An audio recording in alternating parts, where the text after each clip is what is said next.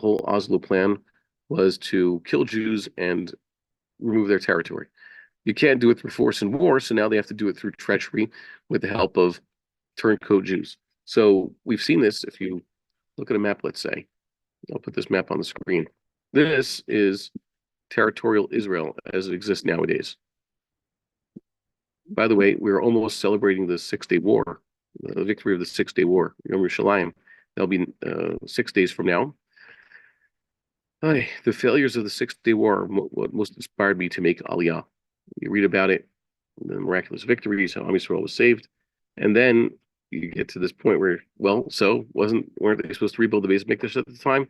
And everybody had their reasons for opposing doing so. Once upon a time, Israel controlled all of what they call the Sinai Peninsula over here, and more parts of Lebanon around here. And they could have easily conquered more of Syria, but they didn't during the Six-Day War. So this entire territory was ceded to Egypt in exchange for nothing, promise of peace, which is good because nowadays most of all that is used to harm Am Yisrael in the Gaza Strip, which is around here, was brought across this border, actually underneath this border through tunnels with which the Egyptians were complicit. So we'll see how that peace worked out. Does that mean Israel should retake the Sinai because Egypt broke its deal? I don't know. Don't hold your breath. I don't think they're going to be doing it so soon. This area of the Gaza Strip was under Israeli control until 19 years ago. And as you see, so that was part of the Hitnatkut, the disengagement plan. There was a disengagement from areas up here in the West Bank. There are large parts of Hebron and other scattered areas around here in, they say, the West Bank, where it's no-go zones for Jews. And the area along our border this year has been made Judenrein by a Jewish army, no less, and also an area around here. So we've basically seen the loss of territory. It doesn't matter who is officially in charge. What matters is that parts of Eretz Yisrael are now free of Jews over here. The Jew-free areas have expanded, and Jewish people have been dying. And that is all part of the plan. That is basically what they've been going for this entire time. And you could see it happening in real time. So you have the wicked anti-Semites who want to kill and maim, and then they're the ones who just want to facilitate it. They allow it to happen. So we have to actually stop our political infighting and actually fight our real enemies, or not our friends, not our imagined enemies. Sinas Chinam means that we fight amongst ourselves, or the Jews attack other Jews, and that allows the enemies to come in and attack us. Our history tells us too much about this. What else does our history teach us? History teaches us another important lesson that's been lost on some people, even though this might not be explicit in Chazal.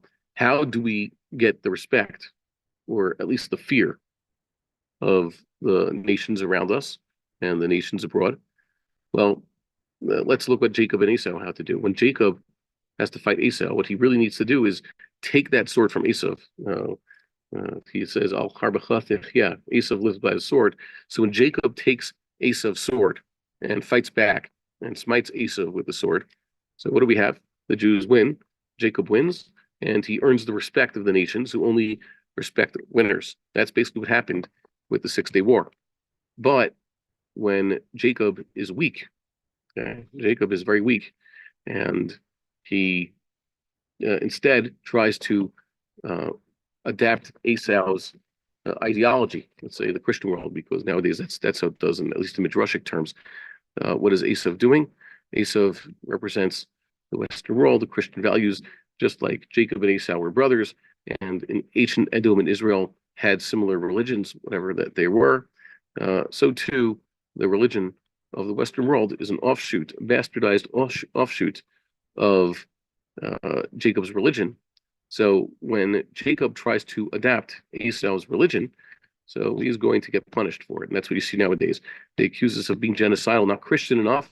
So our supposed leaders, like I say, our captors or our tormentors, those in power, the regime, so they bend over backwards. Oh yeah, we'll be even more Christian. We'll be even nicer. We'll turn the other cheek even more. We'll provide even more humanitarian aid to those Nazis who wish to exterminate us. And the more they do, the more they get punished for it. Jacob is supposed to turn the sword against Esau, not try to mimic Esau. Like Rabbi Miller also said, God gave Jacob Esau so that he could learn how not to be. Okay, it says at the end of Parshas Vayishlach. This is a very interesting lesson here. Maybe we'll look at the Medrash Rabbah next year. I'll mention in passing over here. It says here, the Ela Alufei Esav. Okay, well, here's the Malachim. Okay, Esav's people were basically divided into tribes. Each tribe had a leader. So Aluf means the leader of each tribe. Ela Alufei B'nei Esau, B'nei Elifaz, B'nei Esau, Aluf Teman, Aluf Omar, Aluf Sifo, Aluf Kenaz. These are all sons of Eliphaz, with the exception of one of them. And these are the various tribes, basically parallel to the 12 tribes of Israel. So you can make a count. There's an Aluf for the group descended from Eliphaz and from Teman, Omar, Tzfon, Aluf Kenaz, etc., etc. From the sons of Korach, Esav had another son called Korach. Yeah, I guess it was a common name back then. Aluf Gatam, Aluf Amalek, Ela Aluf Eliphaz, Beres Edom, Ela B'nei Ruel B'nei Sav, Aluf Nachath, Aluf Zerach, Aluf Shama, Aluf Mizah. So those were the Alufim as they existed in the Edomite non-kingdom until they were able to unite, and then they had a king. So these were the kings who ruled in the land of Edom before there was a king ruling over the children of Israel. Very well. Who exactly this is a reference to? Big Machlokas. We discussed this also in previous times. Here's a list of their kings. And then it says that their last king was this one Hadar. We've also discussed him previously. And then suddenly you have a list, once again, of the Alufei Esav. But apparently this is a redivision of the nation. Now all the names are the same. There's an Aluf Timna, Aluf Alwa, Aluf Yetheth. And it doesn't tell us how each one of these is descended from the various sons of Esav through his wives. Aluf Oliva, Olivama, Aluf Elah, Aluf Pinon, Aluf Kenaz, Aluf Teman, Aluf Mibzar. And then it ends here. People know that Rashi identifies this Magdiel as Rome. What does that mean? Obviously, this isn't the chieftain of Rome back then, because we're talking about Mosaic times, perhaps just a little bit later. Rome didn't exist as it was, and it wasn't actually populated by Bnei Esav. Okay, sages transposed a lot of these midrashic ideas to the Romans, even if they weren't necessarily a Semitic people. What happened with the classical Bnei Esav is that eventually many of them were conquered by the Assyrians and the Babylonians, taken to exile like us and mixed among the nations, and whoever persisted in those lands were forcibly converted by the Maccabees, John Hyrcanus and his people, a generation after Hanukkah times. So we're not talking about the same people, but this is more of a Medrash, at the end of Medrash Rabbah, that Rashi is mentioning, that this is the breakup of the Roman Empire, similar to what they say with Daniel, the kingdoms. The greatest empire that destroyed the Jewish people was the Romans. And then they broke up into various successor empires. And right now we saw that the British Empire was one of their main successors. And now the Americans, and also the Americans are now declining. So this is a reference to the rise of the Roman successor states. And Aluf Iram, the Shorish here doesn't mean Ir, his city. The mem is a suffix. No, it's the Shorish Ein Reish Mem, according to the Medrash, which means to pile things up. Ha'arim means to make a pile of something, and Arima is a pile, similar to like a haystack. And it says that this final kingdom is going to pile up a lot of riches, only to fall to the Jewish people in Messianic times, and the Jewish people will be able to benefit from all those riches stacked up. Just like many interpret the idea behind the cataclysmic battle between those gigantic creatures, the behemoth and the Leviathan and the Ra'im.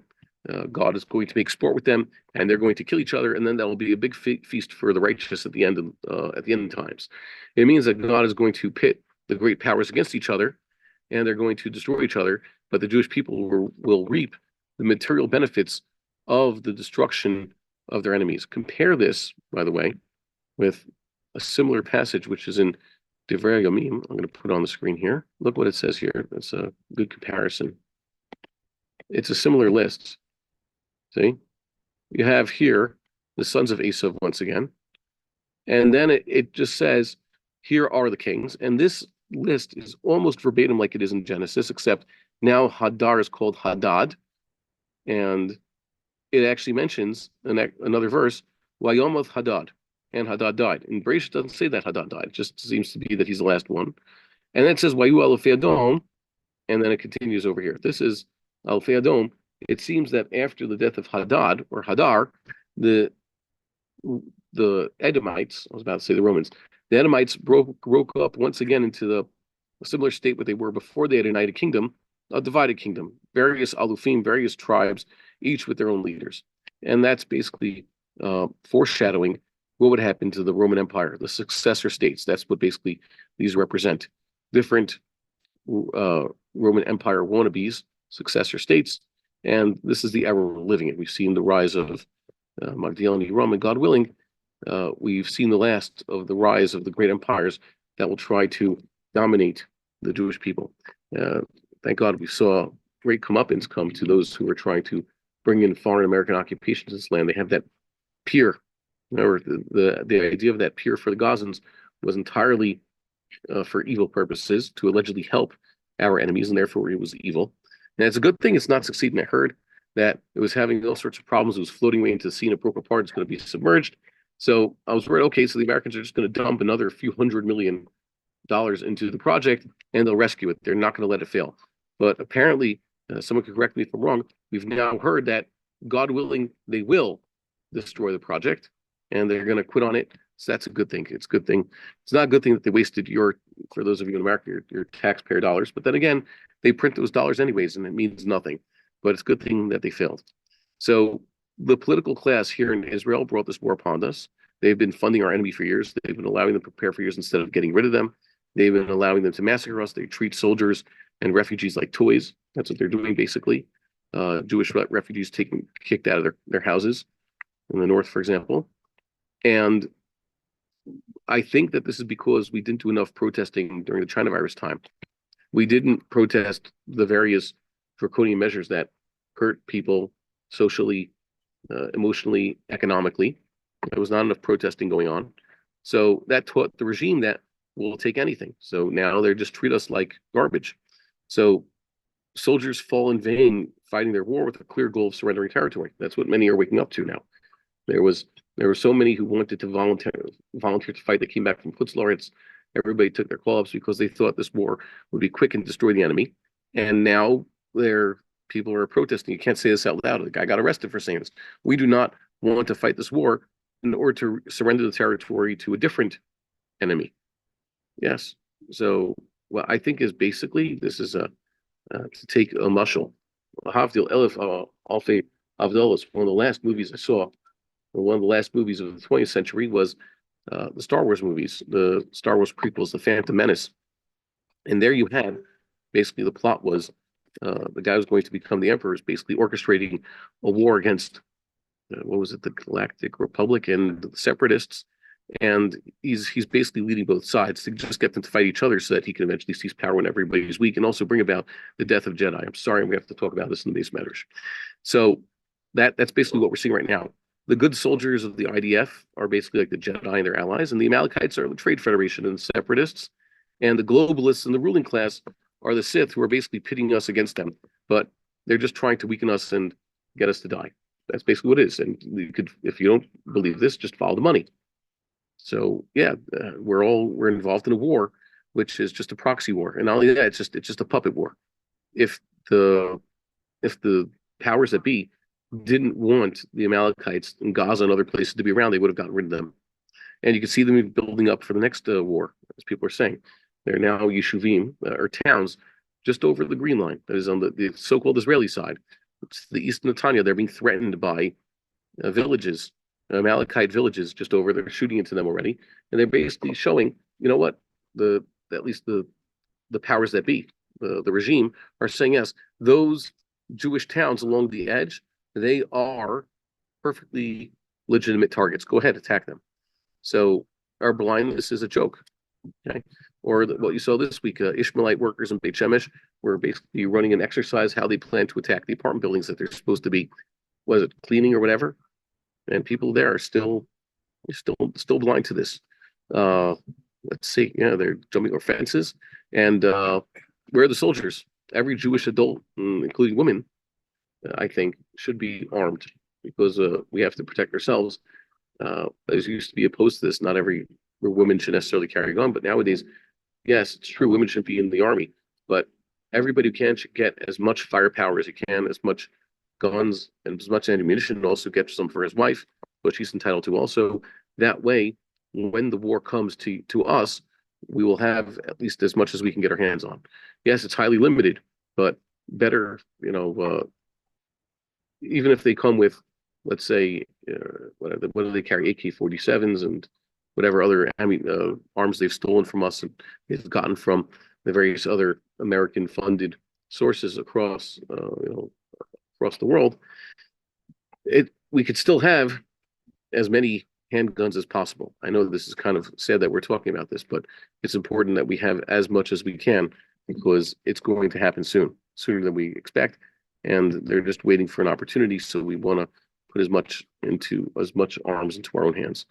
So that's another thing. Once you have your gun, you can't give it up. You should just know, here's how gun control works. Anybody who tries to take away your gun is either planning to shoot you or to allow someone else to do so. That's how it works. That's how the Philistines did it. That's how the Midianites did it back in the day, as we saw before. They're just trying to disarm you so that you'll be easier to kill. Yeah. So there we have it. I was just going to show something here. I'll make a note of this, that this is interesting. Looking back in the olden days, we look back in the olden days, we history and hindsight is 2020. And it used to be when we read about the Holocaust, we see like, oh man, how could they allow this to happen to themselves? How come the Jews didn't fight back? And then as part of our Holocaust education, they teach us about Yom HaShoah v'Hagavura, the Holocaust Day. That's Shoah is the word that basically translates the Holocaust. It was coined, I think, by Elie Wiesel. He was one who said Holocaust, and then I guess others said, yeah, so that's how we're going to refer to the destruction of European Jewry. And the Gvura means the might, the power, how Jewish uprisings, celebrating Jews who eventually resisted. And we talked before about major pockets of resistance that basically made the Germans stop what they were doing in certain places. So, for example, the Warsaw Ghetto uprising meant that the Germans had to basically put an end to the Warsaw Ghetto. The revolts in Sobibor, Treblinka, and Auschwitz basically ended those places of capacity. The Germans decided to close down the destruction. Maybe it was a little bit, on the Jews' part, too little, too late. But still, that's what basically led to the closing down of the death mechanisms in those camps. So when we read romantic or when novelizations or just romantic accounts of Jewish heroism, unfortunately, a lot of it is atheistic. It's lacking a description what was going on there. People's relationship with God. I mentioned this before. There's too many Holocaust accounts that leave God out of it. Either way, or when we see even, let's say, Hollywood produced dramatic reenactments of these episodes in the Holocaust. There was a very short period of time, just a few years. So we look back at the Jewish resistors, and we also see that they fought back against Jewish turncoats, kapos, Judenrat, the Mosrim, those who were collaborators with the Germans who were their enemies. So I have here, just for reference, you could see this, playing in the background. There is a movie here from 1987, Escape from Sobibor, which is, I guess, as far as these things go, an accurate account of what happened. I got to speak to Thomas Blatt, Toivi Blatt, before he passed away. He was a major survivor involved in all this as a young man. And he survived until, I guess, the last 10 years, passed away in the United States. So he was a consultant on this movie. And other eyewitnesses who were there, and those ringleaders, Sasha Pechersky and the rest of them, they were involved in the production of this movie. I got to speak to about what seemed to be inconsistencies, historical inconsistencies as depicted in it, but he seemed to confirm, yeah, that's the way things were in that particular camp. And one of the things depicted in this movie is the Jews, prior to their uprising, their revolt, destruction of the camp, and their escape, they had to take out one of the kapos. So there were, how the camp hierarchy was the SS men, those are the Germans, the commanders. And then to do their dirty work, they have Traunikis, or perhaps I'm mispronouncing it, Travnikis. I don't know if the W is pronounced like a V. They're basically Ukrainians. The Ukrainians hated Jews just as much as Germans, except they were more coarse. They weren't as sophisticated, as civilized as industrious with regarding it. So they were the rank and file guards of the camp, and they carried guns also, long rifles. And then they had basically like Jewish policemen, Jews who carried sticks and whips, and it was their job to basically be the taskmasters. And they got certain perks for doing this. So a number of the well-known capos are depicted in the movie. And one capo is the one they call Berliner. I don't think that was his real name. I think they called him Berliner.